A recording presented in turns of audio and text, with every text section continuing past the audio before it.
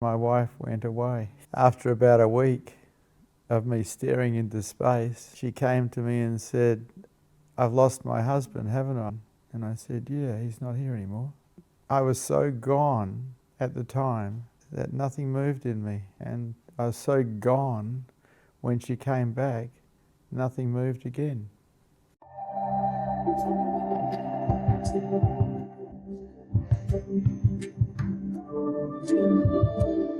Why do most romantic relationships not work? You're asking the wrong person. I'm not very good at that.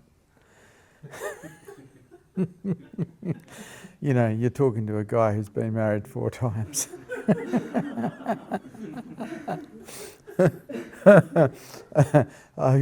I've got a record of failures.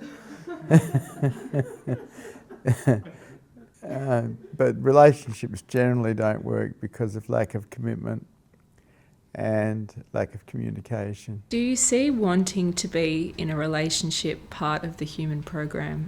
Absolutely. We're programmed to get together with a mate and have children. It's about the survival of the species. It's a primitive, primal program that is in all of us.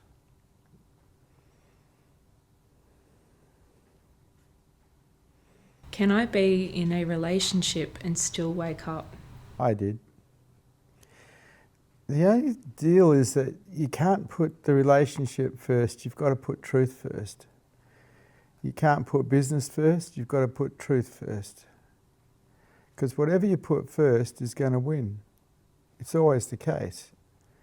And so I put truth first, my partner second, my kids third, and my business last. And that worked for, I think, 20 years in that particular marriage. That was pretty good. But in putting truth first, I was practicing what was required to gain consciousness levels. If you don't put truth first, you will fail. What gets in the way of real intimacy? A lack of surrender. You see, if we're surrendered, we're intimate with everything because we're not separate from everything. Surrender is the key to higher consciousness, it's the key to enlightenment, it's the key to love. But it's something we weren't taught at school, and it's highly unlikely our parents taught us surrender. But it's the only thing a spiritual person needs to learn. There is nothing else. All other spiritual knowledge is a waste of time. Unconditional surrender is all we need to learn, and we learn that by practicing acceptance and let go. And if we practice acceptance and let go enough, we also work out that openness is very important, because openness allows us to perceive unconditional love.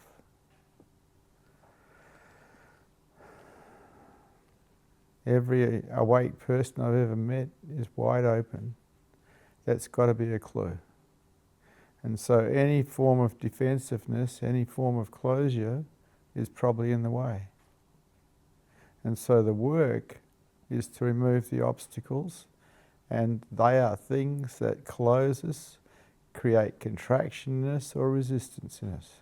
Why do people keep repeating the same patterns with different partners? Because we're all programmed. People don't like to think they're programmed, but they are, and we all run true to our default patterning. Can't be helped unless there's intervention at some point where we change, because someone's showing us something and we do a different pattern for long enough until that becomes a default pattern. Otherwise, everyone runs true to their patterns till the day they die. Satsang is intervention. It's intervention in patterns, helping people see the patterns that are in the way and showing them how to remove them.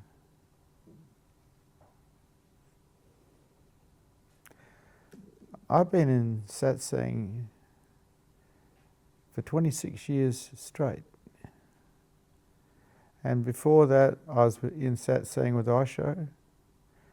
And after that, I was in satsang with all the Advaita Vedanta teachers that came to Perth.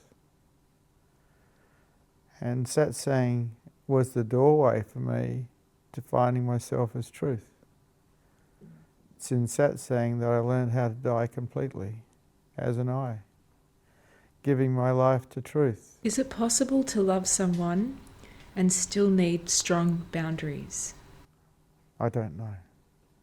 What changes in relationship after awakening in your experience? What changed for me is my wife went away. After about a week of me staring into space, she came to me and said, "I've lost my husband, haven't I? He's gone." And I said, "Yeah, he's not here anymore." And she went away, took the kids. She did come back again, which was pretty cool, for about another 15 years. That was pretty cool. But I was so gone at the time that nothing moved in me. And I was so gone when she came back, nothing moved again. J. Krishnamurti emphasised that true relationship isn't built on projection or protection. It's a direct encounter with the self. I'd love to hear your response to a few of his words. Go ahead. Only in relationship can you know yourself, not in abstraction and certainly not in isolation. Relationship is the mirror of your consciousness. Okay, so he's only talking about the mind, knowing the mind. He's not talking about true self, he's talking about false self. And relationships do get to show you a great deal about the false self, the I. But they don't show you the true self. The next quote: freedom and love go together. To love is not to ask anything in return, not even to feel that you are giving something. I would agree with that. It's how I live my life. And the last quote: what brings order in the world is to love and to let love do what it will. I don't think it's possible to bring order into the world. Too many unconscious people.